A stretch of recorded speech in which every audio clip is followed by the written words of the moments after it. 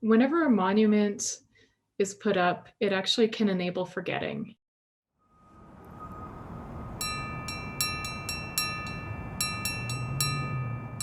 That's a tough question because it's essentially, what is the life cycle of an idea?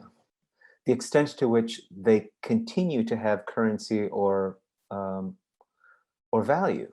So I would say it's either potentially excessively short or excessively open, meaning it's perpetually open, so that the life cycle is, yeah, it doesn't have one.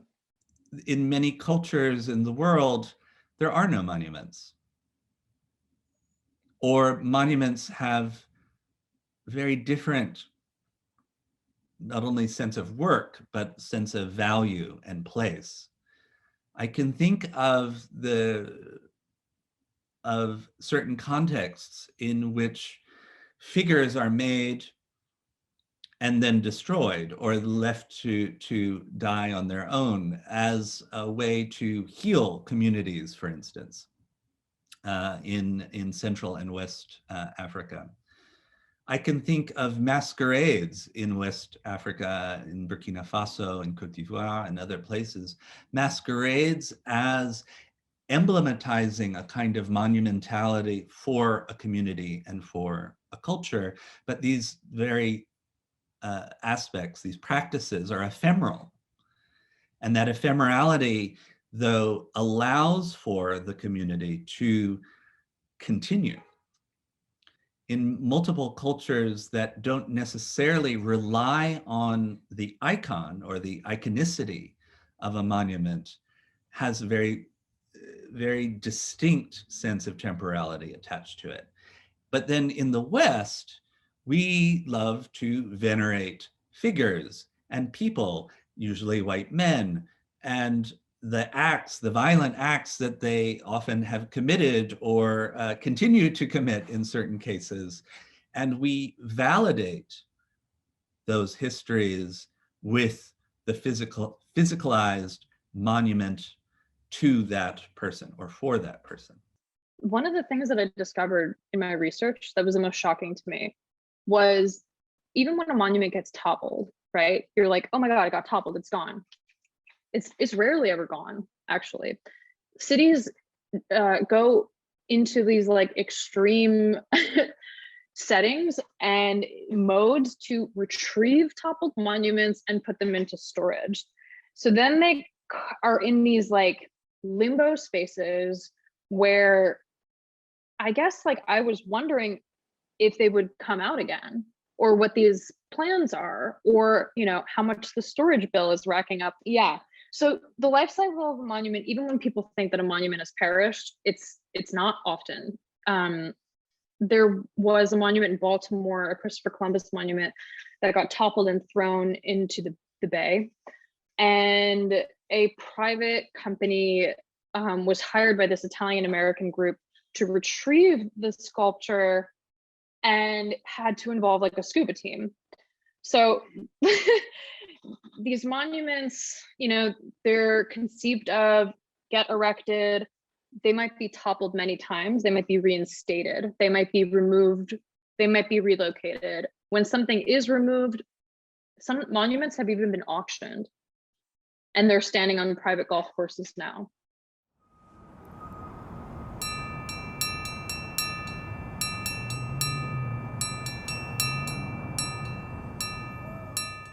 Problem with monuments are their permanence, right? So I think nowadays we think about monuments maybe with a different frame, and because it's really a marker of a specific period of time. And so what happens when that period in time becomes problematic or outdated or again static? I feel like I'm a proponent, like I really would hope that we can kill a monument when we need to kill a monument,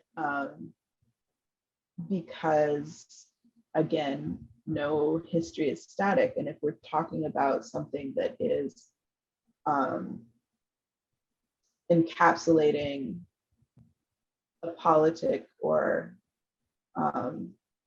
memorializing a people, then that needs to be able to evolve with those people in those times. When people make gestures to, you know, kill a monument, to let die a monument, that's like how I actually like to phrase this, like let die instead of kill, because it's like, I don't really think that this is a violence. So when someone, a group of people want to like let die a monument, they topple it. And then, you know, the powers that be don't let that object die, because they retrieve them often and put them in storage and preserve them. So it's very complicated, because a lot of people in the community is also, when a monument gets removed and then say like relocated to a graveyard, people think, oh, it got removed.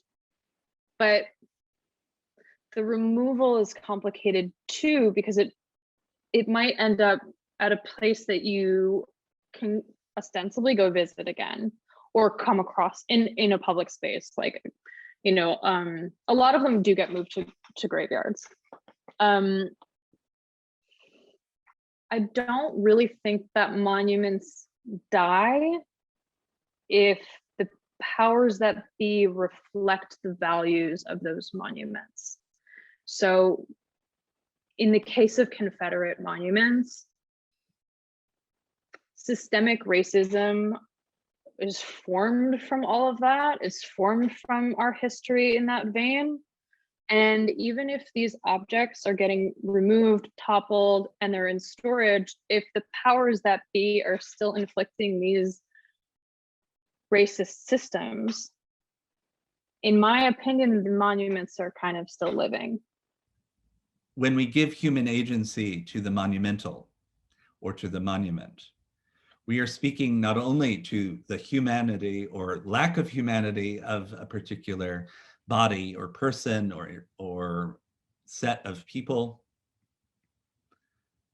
we're also giving life to a set of events that many might have remembered at the time that the monument was created and now have been lost. And so that loss is where I feel like the afterlife of a monument starts to kind of be emboldened.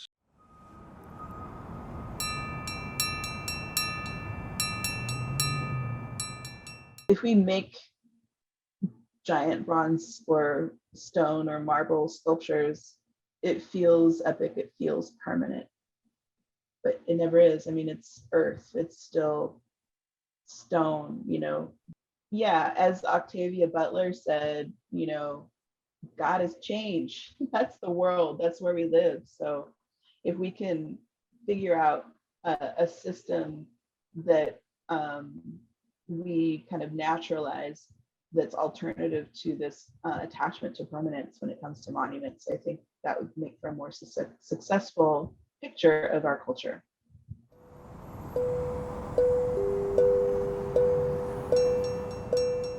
I think sometimes these monuments, like the conquistador monuments, for example, or the Confederate monuments, even when they're taken away, they still haunt us.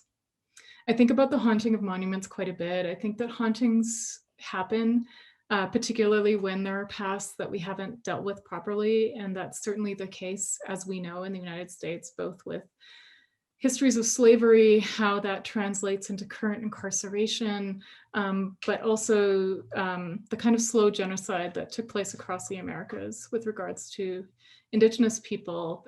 The kind of afterlife is also in all of our memories, especially when this summer, when the kind of monument, the calls for the removal of the Oñate monument in Albuquerque turned violent. And art historian, actually, and museum studies student Scott Williams was shot 4 times. He survived, but he was shot by someone who felt like they were protecting the monument itself.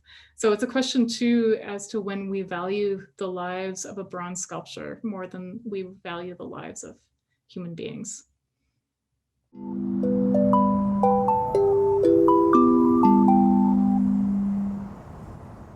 Live or die. I was thinking about this. I don't know if this was related to the question about the afterlife of monuments.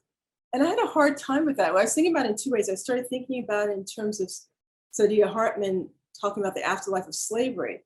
So it's not like we're trying to hold on to this era when we were slaves. It's like, but the reality is we're still living the consequence. And you can think about even monuments that are still there that seem as though they don't matter. We're still living the effects of how those came into being.